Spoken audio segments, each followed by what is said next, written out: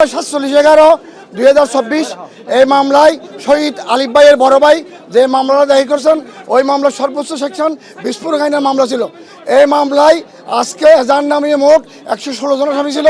1 থেকে 31 নম্বরের আসামি হত্যা মামলার আসামি, বাকি 32 থেকে 73 জন হচ্ছে আইনজীবী, যারা সনাতনী ইস্কনের দোসর, ইস্কনের সন্ত্রাসী, যারা আলিফ হত্যাকাণ্ডের সাথে প্রত্যক্ষ এবং পরোক্ষভাবে জড়িত ছিল, যারা উস্কানি দিয়ে এই হত্যাকাণ্ডে সংগঠিত করছে, তারা এই আজকে যে আসামিরা সারেন্ডার করেছেন এই আসামিরা আজকে এজার নামী আসামি বিস্ফোরক আইনের মামলা। আমরা অতীতের ইতিহাসে আমরা দেখছি এটা একটা নজিরবিহীন আজকের একটা চাঞ্চল্যকর মামলা থাকা হওয়া সত্ত্বেও আজকে ইতিমধ্যে আমরা 36 বছর আইন পেশায় আমরা দেখছি এই ধরনের বিস্ফোরক মামলায় এজার নামী আসামিরা ম্যাজিস্ট্রেট কোর্ট থেকে জামিন হওয়া তো দূরের কথা, জজ কোর্ট থেকেও জামিন হয় নাই, হাইকোর্ট থেকে জামিন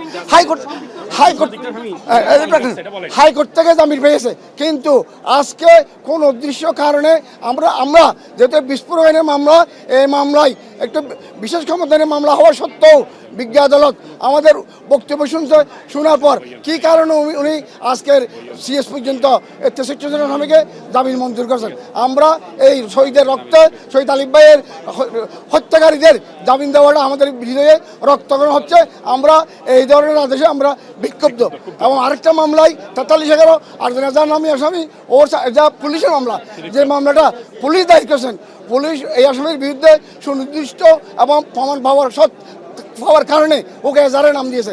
এই মামলায় 11 নম্বর আসামি, ওই মামলায়ও 43/11/2024 এই মামলায় আসামি বিস্তারিত শুনে ওই আসামিকে জামিন দিয়েছেন। আমরা যেহেতু শহীদ আলিফকে হত্যাকাণ্ডের সাথে এই আসামিরা আজকে যারা সান্ডা করেছে তারা প্রত্যক্ষ এবং পরোক্ষভাবে জড়িত। আমরা চাই অচিরেই যে সমস্ত মামলাগুলি পুলিশ এবং আলিফের ভাই বাদী হয়ে এবং আলিফের ফিতাবাদী যে মামলাগুলি জারি করেছে সবগুলি মামলাতে যারা সুনির্দিষ্ট বুঝে হবে সব আসামিদেরকে অনতি বিলম্বে গ্রেপ্তার করে সার্চের দিয়ে হত্যা মামলায় 200 ট্রাইব্যুনালে বিচার নিষ্পত্তি করার জন্য আমরা আজকে আপনাদের মাধ্যমে সারা বাংলাদেশের প্রশাসন সকলের প্রতি জোর দাবি জানাচ্ছি।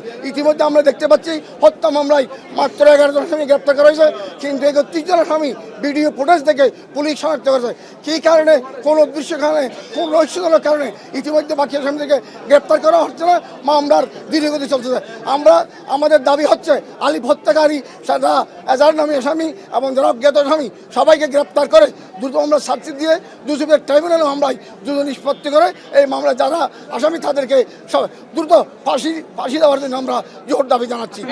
আদালত তাদেরকে শুনেছেন, তাদের পক্ষে তারা সুপ্রিম কোর্ট থেকে অ্যাডভোকেট সুব্রত চৌধুরীকে আনছেন, এরপর আমাদের বার কাউন্সিলের তাদের পক্ষে SM বদরুল আনোয়ার সাহেব ছিল, আমাদের পক্ষে রাষ্ট্রপক্ষে আমরা ছিলাম।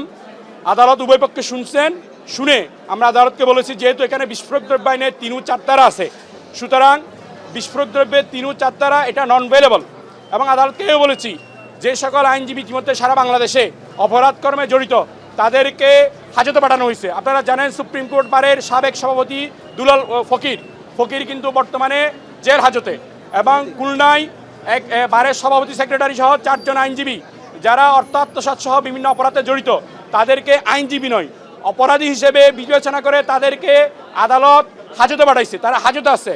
ঠিক তদ্রূপ ফ্যাসিজম সরকারের আমলে আমাদের সুপ্রিম কোর্টের সাবেক সেক্রেটারি রুহুল কুদ্দুস কাজল, এরপর আমাদের ব্যারিস্টার ওসমান বর্তমান ডিএজি, ওনাদেরকে হাজতে পাঠাইছে। সুতরাং এখানে আসামিকে আসামি হিসেবে বিবেচনা করা হয়েছে, আইনজীবী হিসেবে নয়।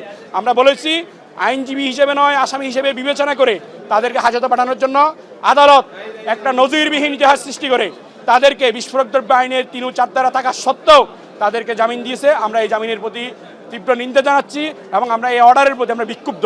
আমরা সাধারণ আইনজীবীগণ আমরা বিক্ষুব্ধ এবং সংক্ষুব্ধ, এবং আমরা আলিফের যারা সহকর্মী আছে এই আদালত প্রাঙ্গণে আদালত আলিফ বিচারণ করত, আমরা সংক্ষুব্ধ হয়েছি এবং আমরা ব্যথিত হয়েছি। কারণ আলিফের শরীরে রক্তকরণ মানে আমাদের হৃদয়ে রক্তকরণ। আমরা এটার তীব্র নিন্দা জানাচ্ছি। আশা করি প্রশাসন অতি সত্বর এই মামলাগুলোর চার্জশিট দিয়ে দ্রুত বিচার ট্রাইব্যুনালে প্রেরণ করে সঠিক আসামিদেরকে চিহ্নিত করে মামলার নিষ্পত্তি দ্রুত শেষ করে আলিফ হত্যাকাণ্ডের সাথে যারা জড়িত এবং যারা আদালত প্রাঙ্গণ ভাঙচুর করেছে, 126 বছরের ইতিহাস ভঙ্গ করে আদালতের আইনজীবীদের সম্প্রীতি নষ্ট করেছে, তাদেরকে বিচারের আওতায় এনে পানিশমেন্ট দিবে, এই আমাদের কামনা।